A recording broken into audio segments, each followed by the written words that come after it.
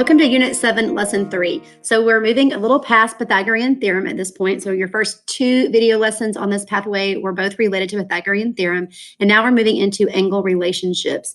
In Unit 7, Lesson 3, we will specifically focus on angle relationships related to triangles.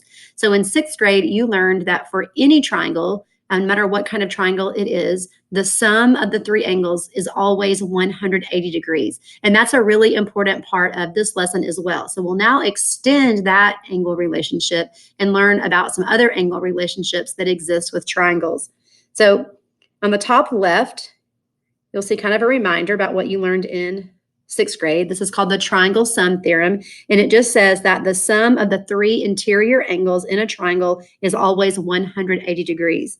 So we read this as angle A plus angle B plus angle C equals 180 degrees. So that's the triangle sum theorem. And now we'll look at some other angle relationships that pertain to triangles. And these deal with the exterior angles. So just think exterior, that means outside. So these are angles that exist outside of the triangle. So it says each outside angle of a triangle is created by extending the side to make a 180 degree supplement. So remember when we talk about angles and we use the word supplement. So we would say that this angle in here is supplementary to this angle in here. And what we mean by that is together they make 180 degrees. So if I knew one of them, I could just subtract it from 180 and I would then have the other one. So look at this first triangle.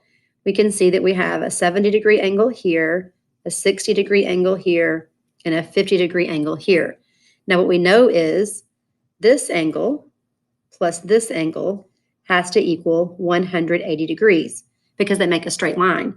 So if the given angle inside the triangle is 50 degrees, then we can just do 180 minus 50, and we get 130.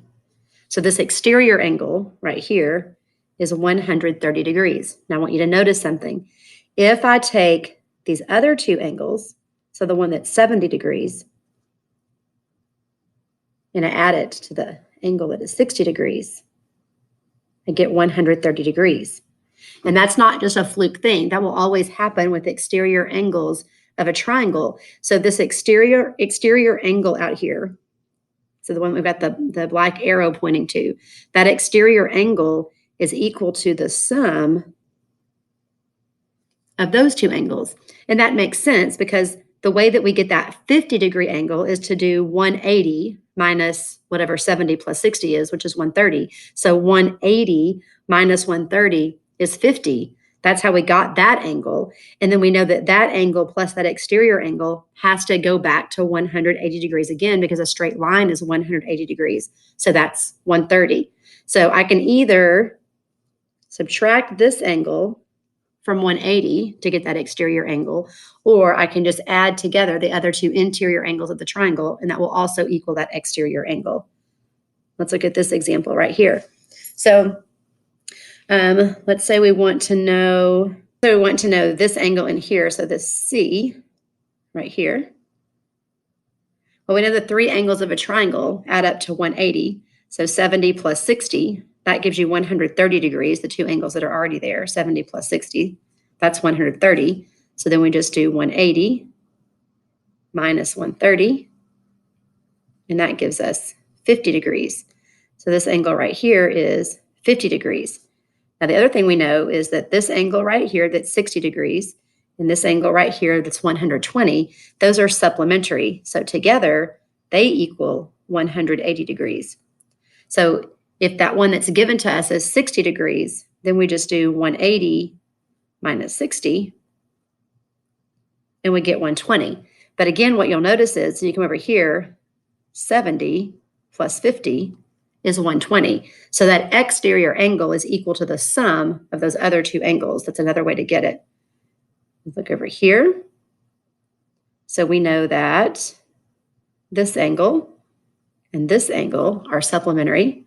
So I could take 180 minus 70, and that's 110. So that exterior angle is 110 degrees. And we know that if we have 70 degrees and 60 degrees inside the triangle, that's 130. So this one has to be 50 degrees to get us to 180. And now we can see that 50 plus 60 is 110, which is what we got for that exterior angle. So there's a couple of ways to get to that exterior angle. Let's look at an example. So it says, what is the angle measure of angle GFA? So the way we find angle GFA, we'll trace those in exactly that order, GFA. So here we have G to F to A. So we're talking about this angle right there. That's an exterior angle.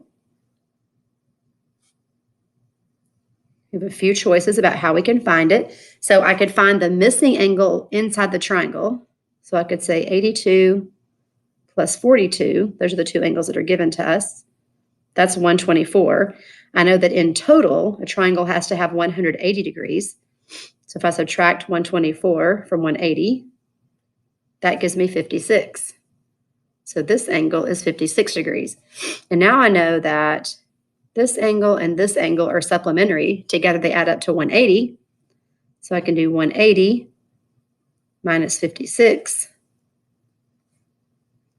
And we get 124, which should look familiar to you. We just saw 124 right over here. So this exterior angle in here is equal to the sum of these two interior angles. So the measure of angle GFA is 124 degrees. And there were two ways to get at that. We could add those other two interior angles, or we could find that missing third angle of the triangle and then subtract from 180. Okay, next one. So what we know here is that this is an isosceles triangle because it has a one angle that is 44 degrees, so the only angle that measures that. Then you have these tick marks that show these two angles are congruent. They're the same. So the way that I can get those angles is to take 180 and subtract 44. And that gives me 136. But there's two angles that are equal that give us the 136. So I can divide 136 by 2. And that gives me 68. So this angle is 68 degrees and this angle is 68 degrees. So again, two ways to get the value of x. You can either just add those two. So 44 plus 68 is 112.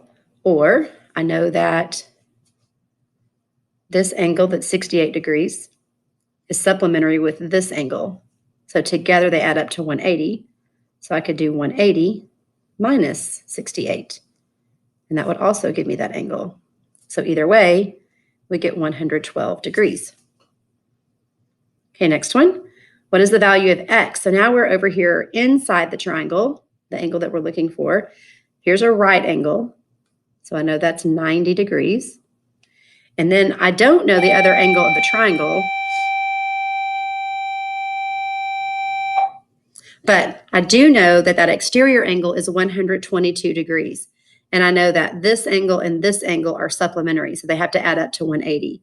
So I'll do 180 minus 122 and get 58 degrees.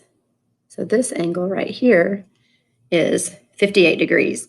So now I can add 90 plus 58 and get 148. I know that the triangle altogether adds up to 180, so I'll do 180 minus 148 to see what's left for that third angle over there. And I get 32. So this angle right here is 32 degrees. And we could check that because if this is 122, that should be equal to the sum of those two angles.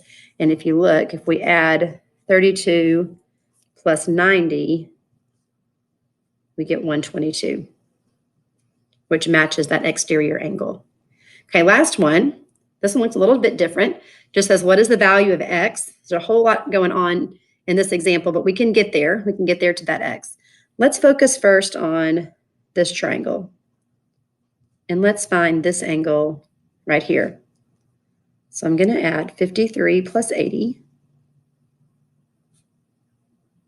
And that's 133. And then I'm going to subtract that from 180 to figure out what that third angle of the triangle is, because it's the angle that has to get this up to 180.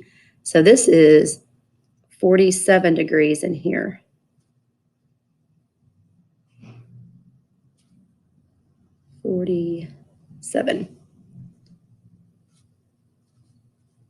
Okay, now let's focus on this triangle and finding this angle in here.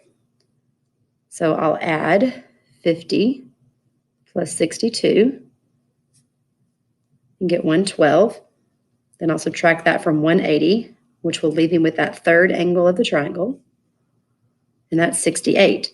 So this angle in here is 68 degrees. That's that angle in here. Okay, now we can look at this kind of tiny triangle right here. And we know that one of those angles is 47, and the other one is 68. So 47 plus 68 is 115. So I need to know that third angle. So we're talking about this angle right here. So I'll subtract 115 from 180 to see what's left for that third angle.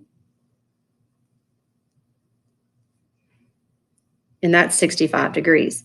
So 65 degrees right in there. Now here's how that helps us. So we have this, sort of like an X. And that creates what we call vertical angles. So this angle right here and this angle right here. So if one of those angles is 65 degrees, the other one is also 65 degrees. So by figuring out that that angle of that triangle is 65 degrees, we're also figuring out that that angle right across from it is 65 degrees. Okay, so these are all really just kind of like solving a puzzle. It's really just about knowing that there are 180 total degrees in a triangle, knowing that that external angle is supplementary with the angle that is right next to it, or that it's also the same as the sum of the other two angles. It's important to know that vertical angles are congruent, like we looked at on that last question. Here's what I mean by vertical angles in case you need to see another picture of that. So if I draw these two lines that intersect, this angle right here is equal to that angle right there. We call those vertical angles, and they're always congruent. So that is it for Unit 7, Lesson 3, Vertical Angles. We'll continue to look at some more examples of these. Again, remember, it's just like solving a puzzle where you are given one piece of information and then you can use that to figure out lots of other pieces of information. And if you need to see some more examples or you have some questions, let me know. If you're ready for the skill check to be open, I'll be happy to do that. Have a fantastic day.